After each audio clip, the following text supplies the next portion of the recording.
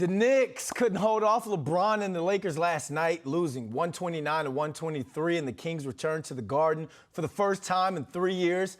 Alex Trataros of Knicks Fan TV is with us.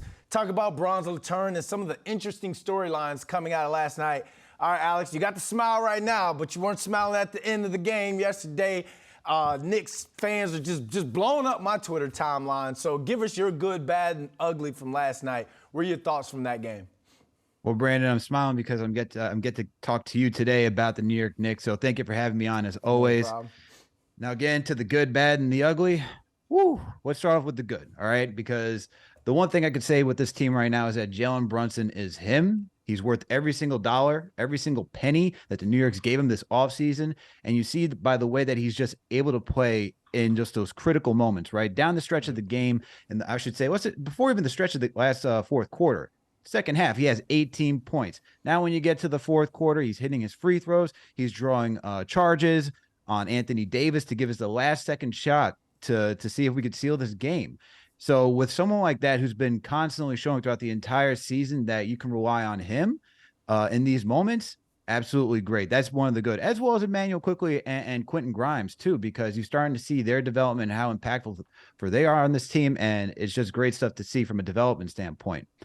Now, the bad, three-point shooting, man. The Knicks are still not a great three-point shooting team, and you see that last night when they're trying to compete with the Lakers and try to get out to a hot start, and they were just bricking away. You start seeing Randall out there trying to, even though he's been doing a good job shooting about 34% from three this season, Knicks are still 25th on the league when it comes to three-point percentage, and that's a rough part of their game. And now, conversely, still from the beginning of the season, their three-point defense has been woeful as well. Now, last night it wasn't so terrible against the Lakers because they weren't hitting their shots, but you still see that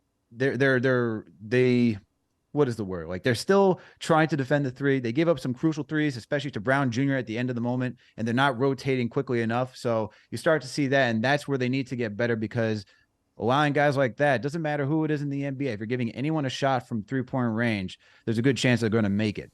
Now, the ugly, crunch time, man. It is woeful watching this team in the final minutes of the game. We are always there in the final stretch, and it just seems like we either are able to pull it away or we're not. Now, if you're looking at the crunch time stats provided by NBA.com, Knicks are tied 14th for when it comes to 13 and 13th in crunch time. But when you go even further, you start to see who we go down to in the stretch. If it's not Jalen Brunson, it's either Julius Randle and RJ Barrett. And right now, according to Tommy Beer, the stat that we really touched on today was that Brunson has scored 105 points while shooting 47% from the floor, 39% from three, 84% from the free throw line, and has 12 assists and just 3 turnovers. And that's within within 120 minutes of action this season. Conversely, and this is where you start going to Julius Randle and sometimes RJ, but mostly let's stick on Julius because he was the guy last night. Randle's only scored 56 points while shooting 27% from the floor, 23% from downtown, and 73% from the free throw line, and has 13 assists and 11 turnovers. So you start to see, like, we are reliant heavily on Jalen Brunson in those minutes, and we just need somebody else to help Brunson because it gets a little too predictable down in crunch time. So we need to figure out a way to get other guys involved either early throughout the game, and that's just a good, bad, and ugly for you right there. Damn, the way you just broke that down, I can't wait to go to the barbershop later and tell them all about last night. Like, you gave me everything, the whole stat line. Love it. All right, so LeBron, 28, 10, and 11 last night. Rate his performance compared to some of his other big nights at the Garden. Looking at last night's performance, it's impressive because still in his 20th season, he's 38 years old. You talk about a guy who put up a triple-double, right? He had 28 points. I believe he had 11 assists. Yep, 11 assists and 10 rebounds. So for someone of his age, his caliber, you just continue to see the King do his thing whenever he's on the court. But with regards to where I have that placed in Madison Square Garden history, I wouldn't put it as top 5 just because of the performance. It wasn't anything flashy. He didn't do anything that really would create a highlight reel on multiple occasions like he has in the past, like whether it was with the Miami Heat or even sometimes with his times with the Lakers. But I would say it's still in the top 10, top 15 moment of his career because he's just getting closer to passing Kareem Abdul-Jabbar when it comes to the all-time scoring record. So something like that is still very impressive, but I wouldn't put it in the top 5, probably somewhere in the top 10, top 15. All right, and the storyline that's coming out, I want to see what you think about this. We only got about 15 to 20 seconds left. RJ Barrett was benched down the stretch. It's trending on Twitter. Do you side with Tibbs and think RJ should have been benched? And with that trade deadline a little over a week away, you think that holds bigger implications?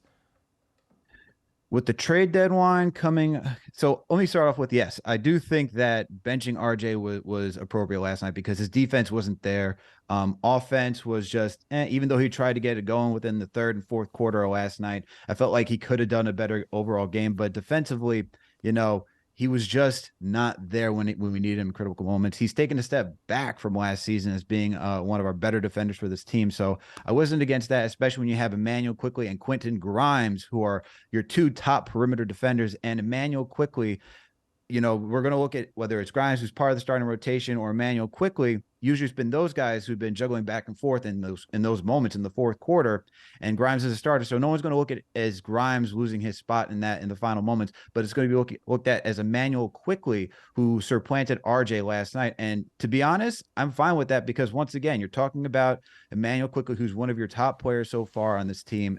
Just when he touches the court, he's just so impactful. Here's some more statistics for you, Brandon. Just looking at like the last 15 games. Through the last 15 games, Emmanuel Quickley is shooting 52% from the field, close to 11 attempts per game. He's shooting 38% from three off of about 5%, 5 attempts per game. And he's shooting 83% from the free throw line, averaging about 4 rebounds and 3 assists. He's a +5 right now during that time. So you see how impactful he is. Even in the first quarter when RJ got into foul trouble, Emmanuel Quickley comes on, hits a 3, the game automatically changes. So I'm okay with Emmanuel Quickley closing over RJ Barrett last night.